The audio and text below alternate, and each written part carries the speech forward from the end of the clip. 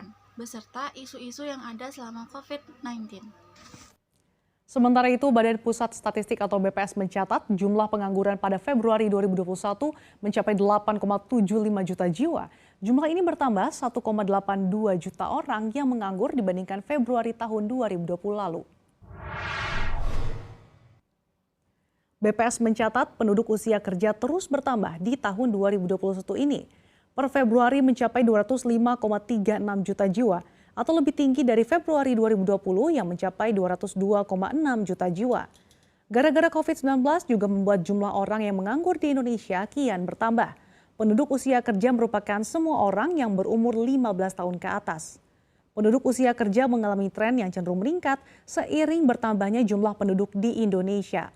Penduduk usia kerja pada Februari 2021 ada sebanyak 205,36 juta orang atau naik sebanyak 2,76 juta orang dibandingkan Februari tahun 2020.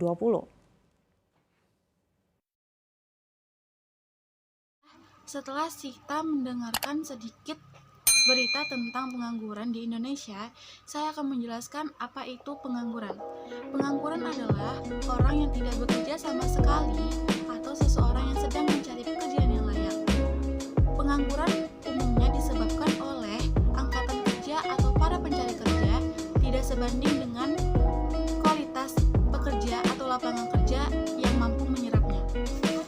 Selanjutnya saya akan menjelaskan jenis pengangguran. Yang pertama, menurut faktor penyebabnya. Ada 4 menurut faktor penyebabnya. Yang pertama adalah siklikal, adalah pengangguran yang terjadi akibat perubahan naik turunnya ekonomi.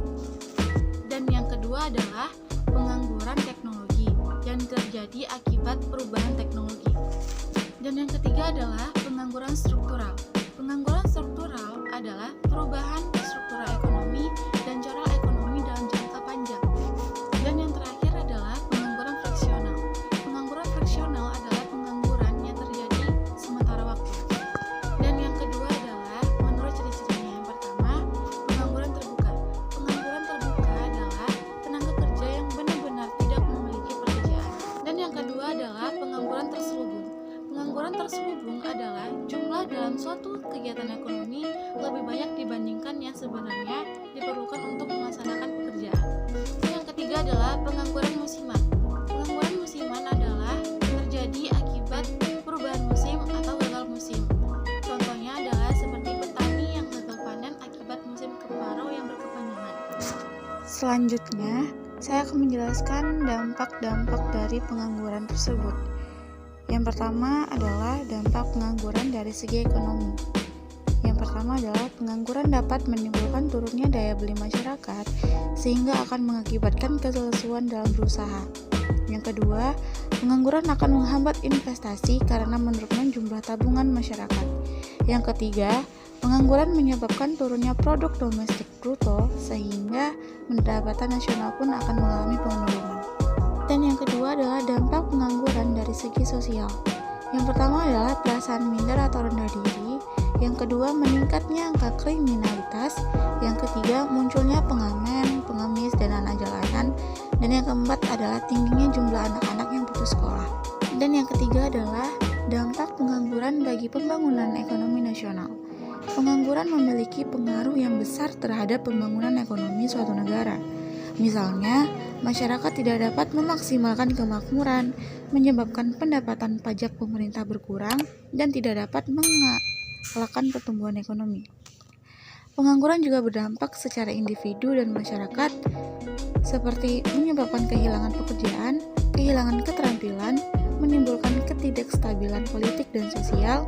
Lebih dari itu, ledakan pengangguran bisa memicu timbulnya tindakan kriminalitas dan bukan tidak mungkin menimbulkan revolusi jika tidak segera ditangani.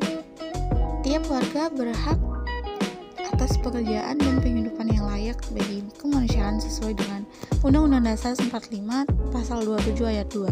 Sebagai solusi pengangguran, berbagai strategi dan kebijakan dapat ditempuh. Untuk itu, diperlukan kebijakan yang pertama, pemerintah memberikan bantuan wawasan.